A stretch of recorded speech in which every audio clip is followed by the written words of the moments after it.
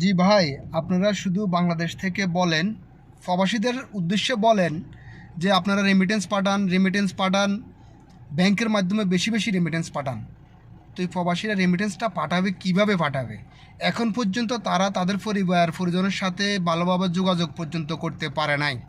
আপনারা কিছু সংখ্যক জায়গায় ওয়াইফাই কানেকশান করে দিয়েছেন, তাও ইমো চলে না, হোয়াটসঅ্যাপ চলে না, আর ফেসবুক তো বাদে দেন, ওটা তো ভিন্ন বিষয়, ওটা তো চলেই না। তো ঠিকমতো এই মতো কথা বলা যায় না, হোয়াটসঅ্যাপে যোগাযোগ করা যায় না। তো এই প্রবাসী যেখানে তার পরিজনের সাথে যোগাযোগই করতে পারে না, সেখানে সে টাকা কীভাবে পাঠাবে, কোথায় পাঠাবে? তো আপনারা তো আগে তাদেরকে ওই ব্যবস্থা করে দেন, তারা যেন ভালোভাবে পরিজনের সাথে যোগাযোগ করতে পারে। আপনারা ডাটা কানেকশানটা ঠিক করে দেন না। আর কতদিন লাগবে আপনাদের এই সংযোগ ঠিক মানে পরিপূর্ণ হতে? কতদিন সময় লাগতে পারে আপনারা কি বলবেন? নাকি শুধু রেমিটেন্স পাঠাবে কবে সেটা বলবেন?